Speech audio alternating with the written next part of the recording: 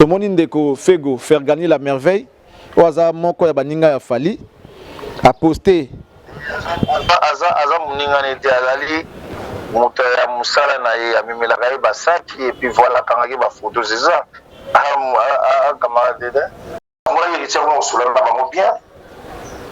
Mais la moni mwana wango kobangi na hote na kimisa héritier na ndaku c'est-à-dire yango na yesa ba héritier ki batu wana baza ba nguma loba na mokili mutu malamu asate bakosalisa te koleka fere bakosalisa te koleka la coste héritier bakosalisa te koleka JDT Emilia Babindombe rien baza ba nguma sele aseki na ye kaka na yo kokoma na kokimisa yo ndako ne ebongo ya kokimisa ndako depuis nazelaka ye akimisa ndako ti lelo rien baken bamanike basala bagroupe na bango babandi ofinga fere okomona bata wenge maison mère bandi ofinga fere okomona bata quartier la te bazofinga fere sikoyo lokola moto ya bato akokaa kozongisa te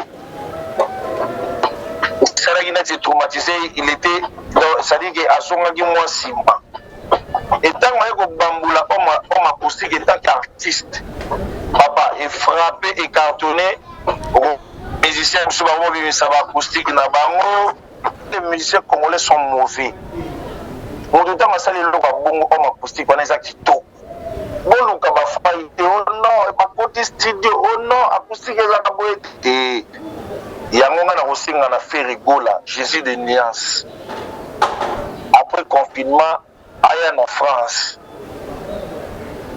abetela siko acoustique oyo ya TV5 akosenga na fe rigola soko kopase message wana na fe rigola pase yango je crois que va c'est très mal fait l'émission voilà c'est-à-dire que na kosenga na ye soki asili soki baconfirme si France aluka aya kobeta acoustique c'est-à-dire abeta vrai acoustique c'est-à-dire mondele azoyoka azokoma yoka histoire ya américain moko boye auti kosala 11 millions na 4 heures asali 11 millions na 4 heures na ye moko na Instagram na ye aza na 11 millions de personnes mais na 4 heures asali 11 millions musicien congolais aza na 11 millions de vues akoka kosala 11 millions na journée moko te bobangaka eloko wana mpo ya bavue bozobebisa musique reste musique et puis voilà mpe rigola aza lokola aza patrimoine culturel na biso ya Congo faut tozalaka fier na ye parce que les gens voulaient kotia ye na situation moko boye na mwa médiocrité moko boye parce que le mec azalaki babengango nini azalaki dibi na bachantage moko benga 3 convocations na musique ya Congo nango akangai ngai ta pour montrer que non je suis puissant Fergola atendisi bango na homme acoustique watana baozela bango kaka na gola virage comme il faut pas wenge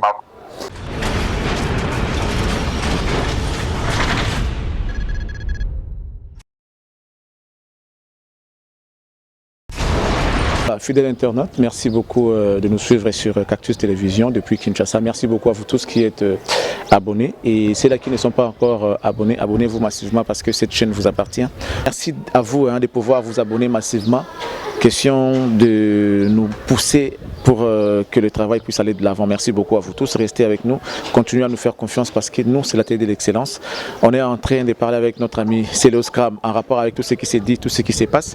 Vous êtes sans ignorer que Ferregola a fait son home acoustique et je ne sais pas, l'artiste Célo Scram, si on pouvait avoir ses impressions par rapport à home acoustique. Et puis, il y a quand même sur la toile quelques polémiques aujourd'hui qui règne entre faire gagner la merveille qui est l'un des staff de Fali Ipupa et puis c'est le Scram. Qu'est-ce qui se passe? On en parle avec Célo Scram. Avec Célo Scram. On en parle avec Célo Scram. Célo Scram, bonjour. Bonjour, Charlie Prince. Bonne santé papa. Santé kitoko ndenge totie mboka na ébullition na nzembo oyo toyodi kozrendre hommage na bandeko na biso oyo bauti kokufa et puis bandeko oyo tozwi ntan ya kokóma na badei na bango te. Il fallait pour faire épargner tout le monde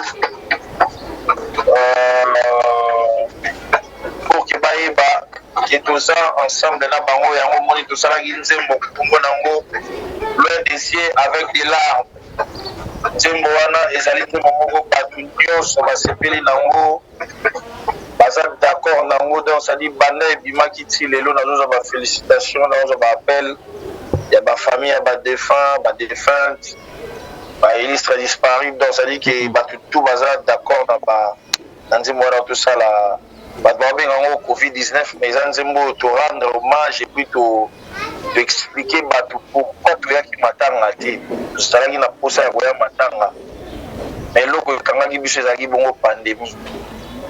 Omoni na vie makasa ekokweya eza facile ya kokombola yango mais pandémie oyo ndenge eleki etiki bacicatrice inoubliable un jour toloba malolo vraiment akufaki atiki biso boye vraiment tout le monde ndenge akufi te tout le monde ndenge nini te toyoki kaka jise katanga badocteur don dédié bato ebele donc c'est un peu ça bato ebele batiki biso bandeko na biso ndenge to rendre bango hommage et to expliquer bato pourquoi toye te na matanga parce que bi congolais azalaka kaka la plupart des musiciens baingra banini.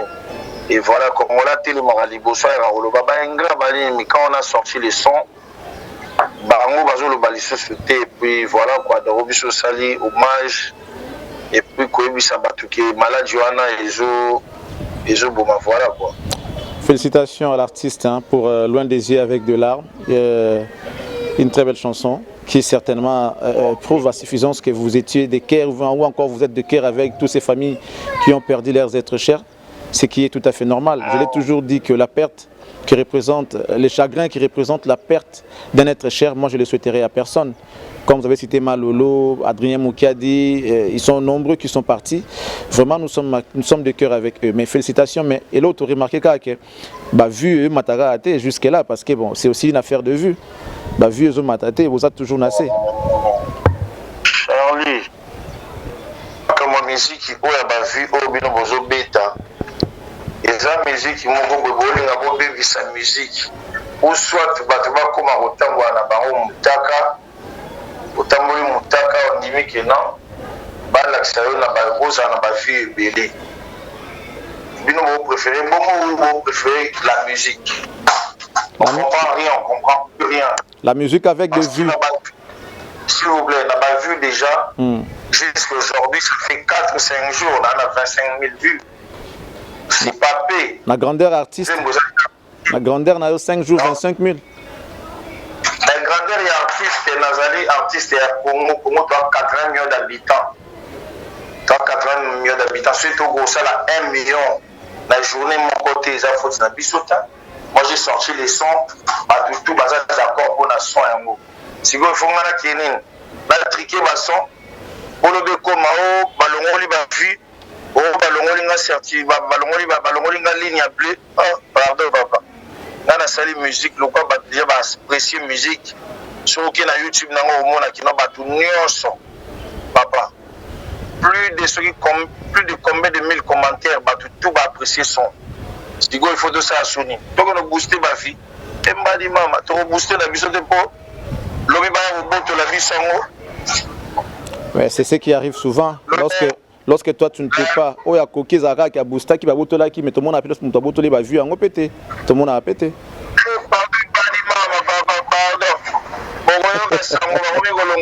Certification. C'est nouveau ça. Mais dis-nous un peu, c'est le Scrum Ferregola Homme Acoustique et Utobima, dont Ozaki peut citer Nakati Nzembango, Otobenga Alibanga, Oyo qui travaille à Ndegonao comment? Charlie, biso moko nanu toza na nzembo wana kanda ozoyoka bason ya kanda na badanse ya kanda ozoyoka yango te toloba nano makambo ya kanda nano tokotela kota fere mais toloba nano actualité ya sele oyo banzembo ya kitoko mais kanda oumeli quand même kanda toyokaki yango déjà tozo apprécier ça continue à s'apprécier mais tozolobela oyo eza lelo il faut tolobela yango kaka lelo toza na nini na loin des yeux avec du larme ouais toza na kanda mpe ezali allégresse ezali nzembo kitoko oyo ozoyoka maki no sele azoyemba azopalola. Mais est-ce que kanda ezalaka sele au scram tu as été invité ezalaka yo te invité bongo badai montango bazalaki bainvité balobela yango te yanga nde ekomi ngambo non pour succès nango ndiro lingo oyamba ngo nyonso tokoma ya yo apparemment yamba te voi nanga eza na kasi na yamba te papa papa problème nini ko. Bon, on te félicite pour Kanda évidemment, mais tout le bien non au Makoustik. Pardon, Yokanano. Yokanolo bon, on te félicite donc. Ça dit que niet. On te félicite. On te félicite. C'était une très belle collaboration avec ton frère. On te félicite. Tu as été excellent. Mon frère Temper, dans l'émission que le générique est bimana Congo, mais dans l'émission générique on a niveau nigérien. Ba Jamaïcain, Oga ba Sierra Leone. C'est le scram. Bon. Ba espagnol, bazotinda ba challenge tala père moko boye, az espagnol ba ti père azobina kanda. Yazo keza si ya sobo. Combien de vues déjà? C'est ça quoi papa. Combien de vues?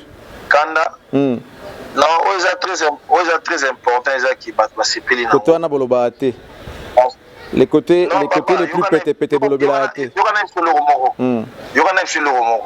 Affaire il y a vu. Charlie Prince Lelo. Ce gars balaki Ozamutaka, au sala 1 million de vues dans la journée. Oui. Ah bon? Oui. Ouais. Ce qui va monter au lati veste bien costume cravate. Bien chic. Au chef photo au monde a ikiti. Tu vois le délire? Voilà, donc ça dit il faut comprendre que la musique est très importante. On a déjà animateur au Liposo. Dans Congo, on a sali ba millions de vues. Alors animateur au Liposo na Kei na Hollywood City na Zuba trophée mi balé. Na Kei na open na Kinshasa. Et voilà, donc est-ce que l'homme le plus puissant. L'homme le plus puissant. Est-ce que Oka va trophée non a contesté? Et comme il a quand même qu'ils a contesté la mon soirée de gala, tu vas mon lo tezara que trophée bimaga boy. Parce que vous t'as mon tu sais ça, tu es au courant? Na otine de la kasi soirée de gala mo. Oyo bande ba opesa nga trophée. Oka mo de sozo ra makele les bois. Ah na c'est la bistoa. Ba TGV. Et les gars na c'est la bistoa donc. Et Charlie et nous, on a un bisayo, va contester l'homme le plus fort va contester toujours. Comprends? Au moins, de ma mission, on va coronavirus, mais sur ce dont ça vient d'où? Parce que si on voit un courant, il va y avoir un bâti. Donc, il est compliqué. Courant, il y a un seul monde qui a été aucun rendez-vous au beau cité. Aujourd'hui, mais corona, va le ba mise tu ba mo imbila ya mo ngana changer na forme ba imbila na e sapi di pese ko shibana ndo ya moma obscure ya gravese tu va vivre na motema baby bongo. Mais pourquoi tu échappes la question que je t'ai posée pour Homme Acoustique? Apparemment vous évitant. J'ai parlé sur acoustique Mole Boyebik, chanteur oyo tozalaki na Bandumbe, Opetum, Bajompoi, Carlito, Papa Wemba, King Kester Minea, Samangwana, Vini Bouma, Vini Mal. Nous devons incarner, nous faire rigoler à patrimoine culturel dans la mission à Congo. Faut tous à la fière parce que les gens voulaient coacher la situation Mogoboé, la moi médiocrité Mogoboé, parce que le mec Azaki,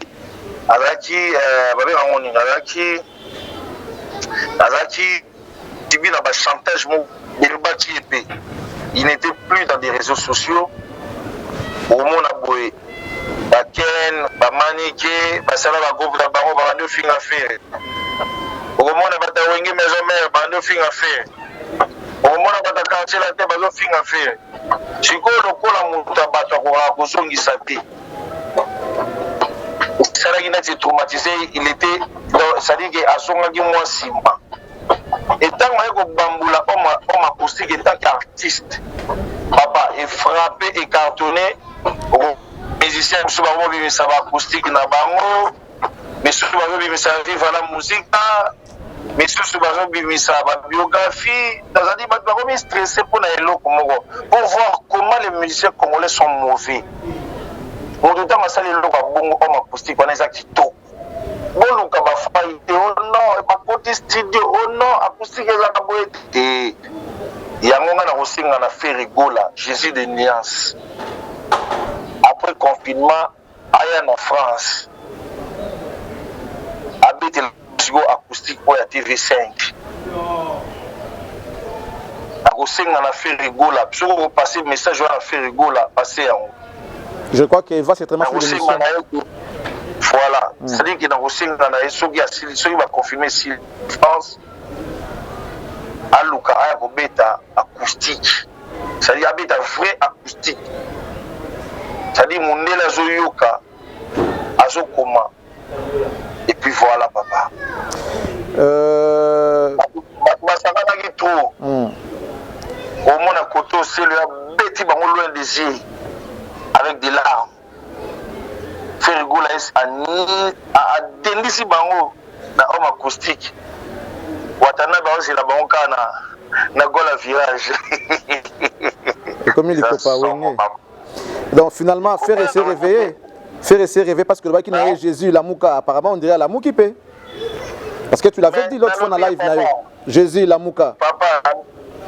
Papa Nandaku na famille soki bolibo ki ne classe ndeko ka mutala musaka ndeko na ye. Na kati ya libota soki bolibo ki ne classe mutala musaka ndeko na ye ezalaka kaka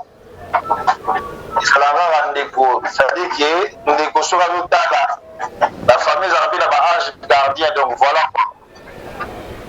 Alors on va parler de cette actualité aujourd'hui qui est sur la toile. C'est le scrum provocateur. Passe-moi les termes. Hein. C'est le scrum provocateur.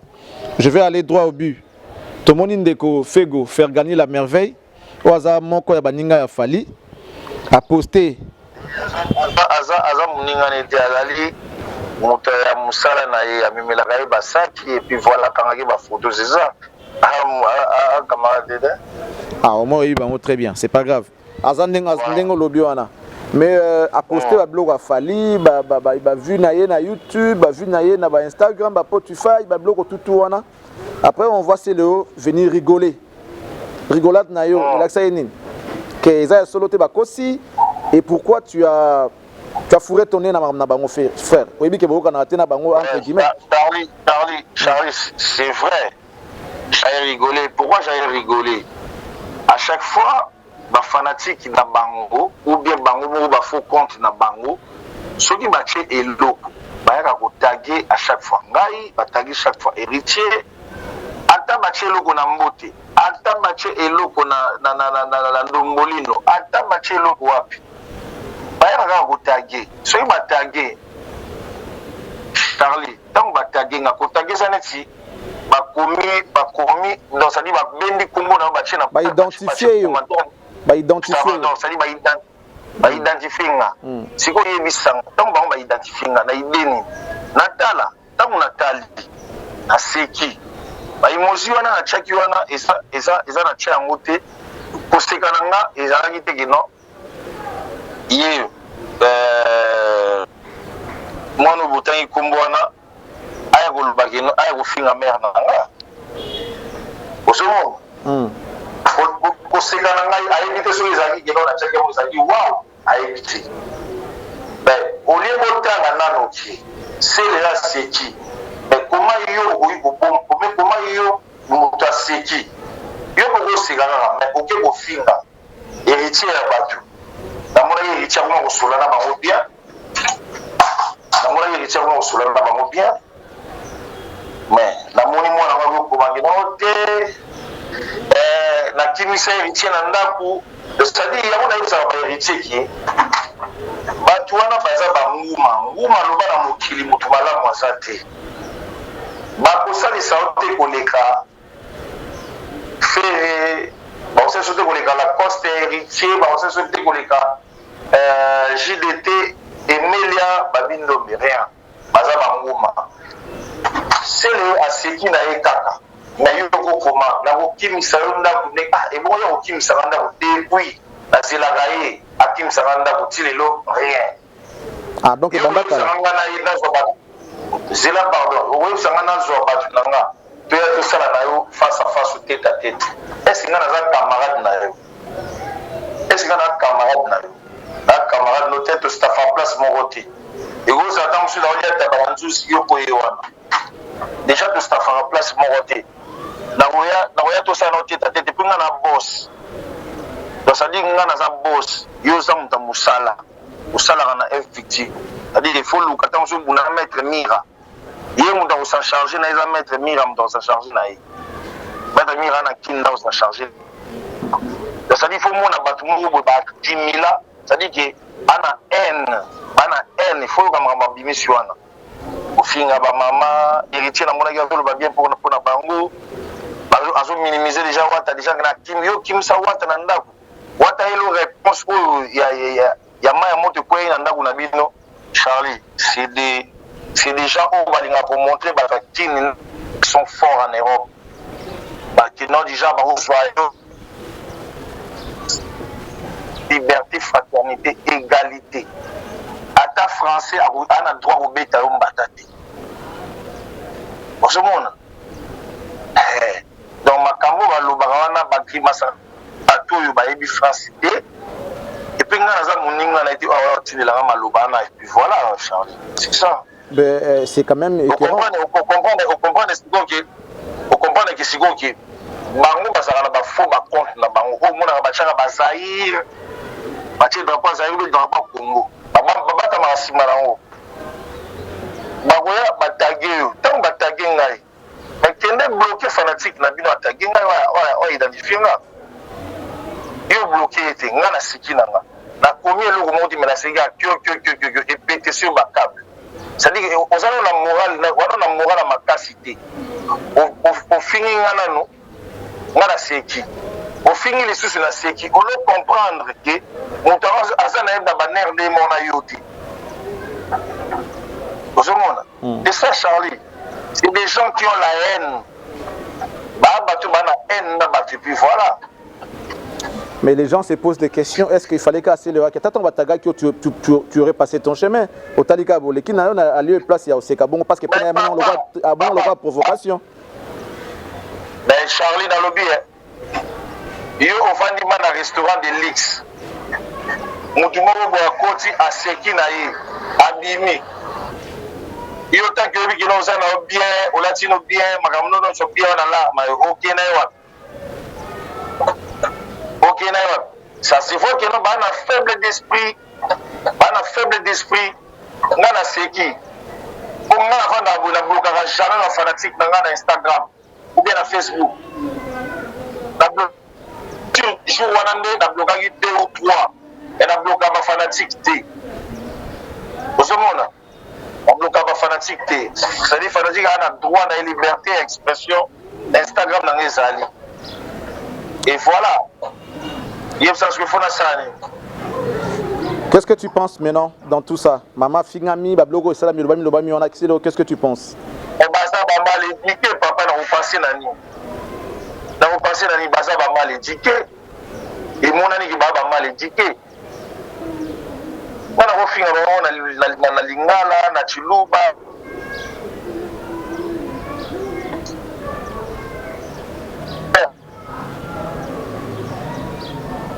Voilà, on voulait seulement avoir l'éclaircissement. Et puis yo mosali.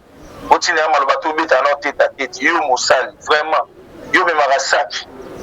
Ngana moyembi. A tout la mettre na bango wana. A tout la mettre na bango wana. Maintenant bango abetaka yo. Wa betaka en plein concert. Bon. Nga go beta ngai. Oyoga su kombo na yoga su sango na ye. Oyoga su kombo na ye. Oyoga su sango na ye.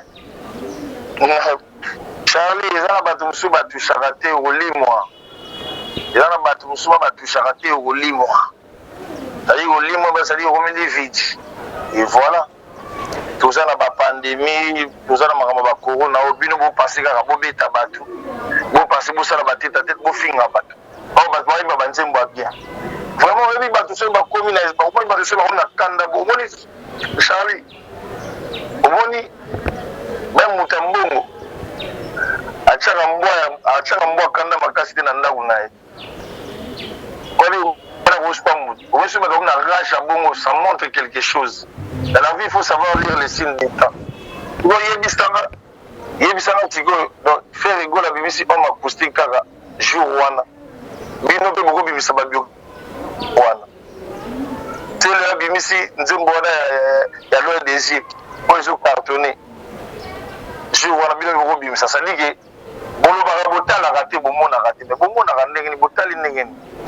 voyons voir, allez-y comprendre et puis voilà.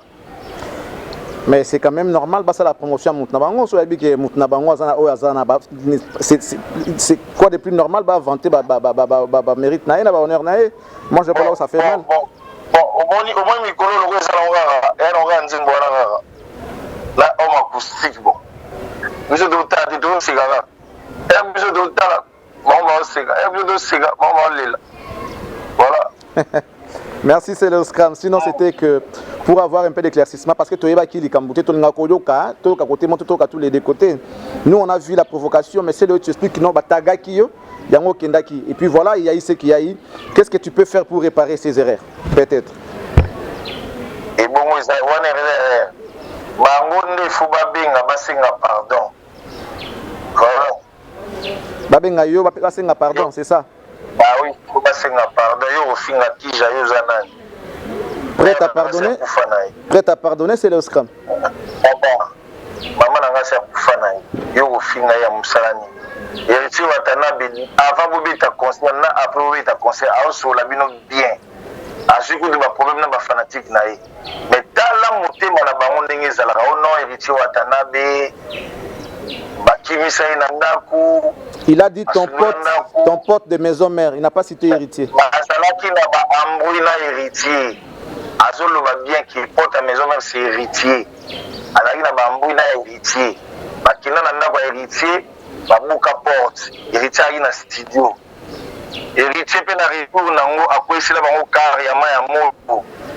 Car que ama ya moto ba jeune ka bagina ba beta mabanga ba papa kombo babula katiki no ba toi takinga ana kwa takina chini et point très takin là-bas batine nga trois convocations à mission Congo na kanga ngai takanga ita pour montrer que non je suis puissant dans la grande puissance voilà quoi.